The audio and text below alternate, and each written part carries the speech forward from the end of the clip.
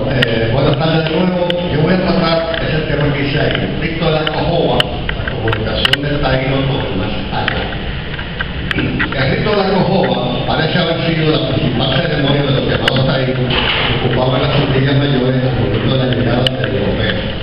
En efecto, el término cojoba o cojoba se aplicaba tanto al ritual como a la semilla pulverizada del árbol del mismo nombre, la cual posee propiedades alucinatorias o psicotrópicas que alteran la percepción de la realidad.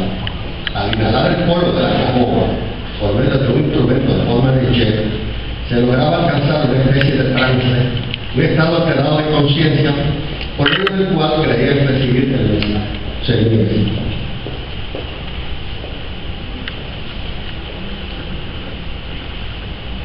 Los taínos creían firmemente que el cacique se comunicaba con los seres sobrenaturales encarnados en la figura de los semíes, por medio de la cojoba.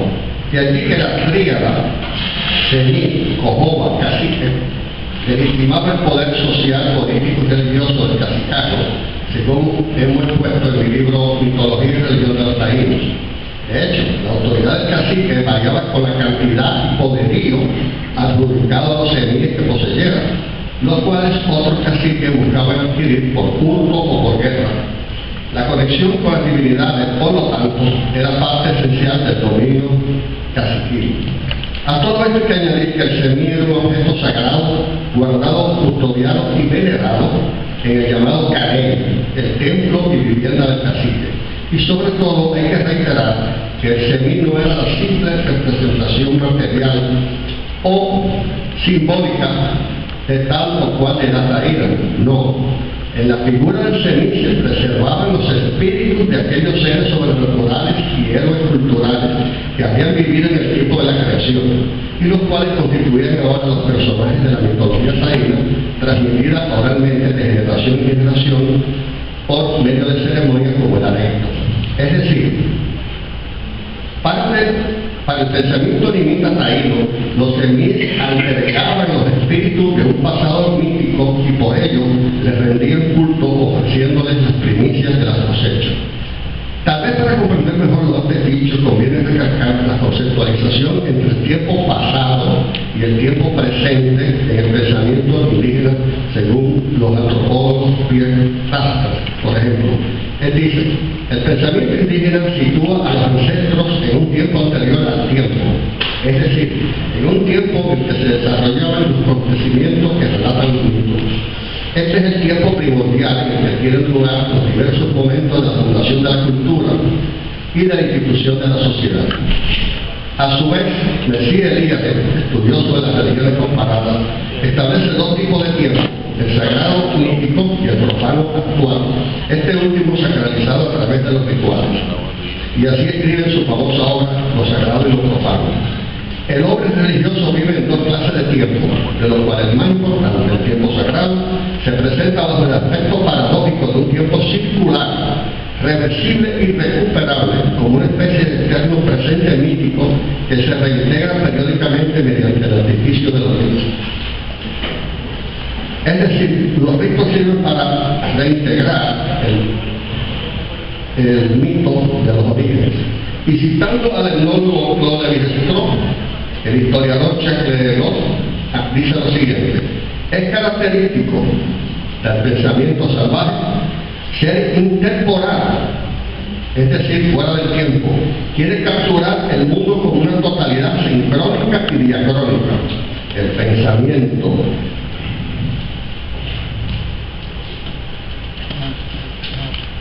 salvaje establece, mediante mitos y rituales, una peculiar relación entre pasado y presente. La historia mítica presenta la paradoja de estar simultáneamente aparte y enlazada a la vez respecto al presente. Gracias al ritual, el pasado del mito se articula por un lado con la periodicidad biológica y estacional y por otro con el pasado que une a los muertos y a los vivos a través de todas las generaciones. De manera similar, el semí taíno, al encarnar el espíritu de los ancestros, manifiesta la dicotomía entre los dos tipos de tiempo, el tiempo mítico y el lejano, cuando ocurrió la creación, y el tiempo histórico y actual, cuando por medio de los ritos como la cojoba, el pasado se hace presente. El semí establecía, pues, un peculiar vínculo diacrónico sincrónico entre ambos tipos de tiempo.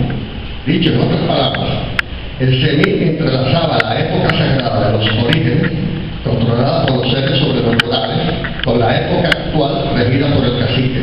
De aquí que el semí unifique lo imaginario con lo real, de tal modo que cuando se celebraba el rito de la cojoba, se establecía un presente mítico que permitía al cacique comunicarse con las divinidades de antaño contenidas en las figuras de los semíes. Sin duda, pues, el cacique era el poderoso intermediario entre la sociedad taína y el más allá. Dicho todo lo anterior, veamos ahora en tiempo real todo lo que escribieron los cronistas españoles que presenciaron la ceremonia de la cojoba. El primero en escribirla fue Fray Raúl Paneiro, un catalán de orden de San Jerónimo que llegó al español en el segundo viaje con Colón. En cuanto al ritual que nos concierne, escribe lo siguiente. Es una transcripción textual. Dice, y cuando quieren saber si alcanzarán victoria contra sus enemigos, entran a una casa en la que no entra nadie más que los hombres principales. El señor de ellos es el primero, o sea, el cacique, que comienza a hacer la cojoba y toca un instrumento. Y mientras hace la cojoba, ninguno de los que están en su compañía habla hasta que el Señor ha concluido. Después que ha terminado su oración, está un rato con la cabeza baja y los brazos sobre las rodillas. Luego alza la cabeza, mirando al cielo y habla. Entonces todos le responden a un tiempo y en voz alta. Y habiendo hablado todos, dan gracias. Y él da la visión que ha tenido. Ergo con la cojoba, que ha absorbido por la nariz y se le subió a la cabeza. Y dice haber hablado con el semí y que conseguirán victoria, o que sus enemigos están, o que habrá gran mortandad, o guerra, o hambre, u otra cosa tal, según que él, que está borracho, dice que recuerda. Años más tarde, el fraile dominico Bartolomé Las Casas, llamado el apóstol de las Indias, anotaría su versión de la ceremonia presencial. Dijo, yo lo vi algunas veces celebrar su cojoba y era cosa de ver cómo la tomaban y lo que parlaban. El primero que la comenzaba era el Señor, y en tanto él hacía, todos callaban. Tomaba su cojoba y tomaban sentados en unos banquetes bajos, pero muy bien labrados, que llamaban lujos. Estaba un rato la cabeza a un lado, vuelta y los brazos puestos encima de las rodillas, y después alzaba la cara hacia el cielo hablando sus ciertas palabras que debían ser del tipo de oración, o al que tenían por Dios. Respondían todos entonces casi como cuando nosotros respondemos amén. Y esto hacían con gran apellido de voces y sonidos, y luego dábale gracias y debían decir algunas risongas, captándole la benevolencia y rogándole que dijese lo que había visto. Él le daba cuenta de su visión, diciendo que el semí le había hablado y certificado buenos tiempos o adversos, o que habían de haber hijos, o que se le habían de morir, o que había de tener alguna contención o guerra con sus vecinos, etc. En ambos documentos, tanto el de Pané como el de Las Casas, se describe la ceremonia efectuada de una manera muy similar. Ambos autores, testigos oculares del ritual, utilizan el término señor para referirse al cacique, reafirmando así la jerarquía de la sociedad taína. Al cacique, Pané le adjudica tocar un instrumento, mientras Las Casas menciona el dúo con el cual se sentaba. Uno y otro, desde su perspectiva cristiana, denotan el carácter solemne y religioso del ritual, pero sobre todo aflora el propósito principal de la ceremonia. La cojoba permitía conocer el futuro por medio de los semíes. Es decir, la cojoba era un ritual evidentemente oracular, un ritual para conocer el futuro. Considerado como un medio de comunicación con los espíritus del más allá, el rito de la cojoba permitiría sugerir la existencia de una serie de paralelismos con otras prácticas filosóficas y espirituales existentes en diversas épocas. Sin embargo, sobresale un rasgo divergente y distintivo en la cojoba. Los espíritus que se manifiestan durante la ceremonia no eran de personajes desencarnados en el tiempo histórico, no eran de taínos fallecidos, no, sino de seres míticos que se habían existido en un tiempo remoto y que ahora estaban personificados en los semillas que predecían el futuro. Por lo tanto, el pensamiento taíno implantaba una continuidad entre el pasado mítico y el presente histórico, una convergencia sincrónica y acrónica. pasar ningún papel.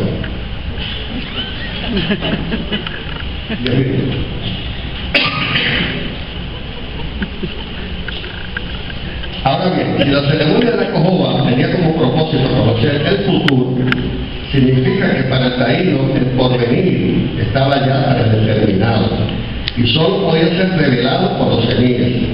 ¿Acaso por ello, desde un principio, los españoles fueron considerados seres venidos del cielo o hasta inmortales? Es decir, seres enviados de los dioses, pues su presencia en un mundo míticamente preestablecido como el de los taínos en el remoto pasado no podía explicarse de otra manera.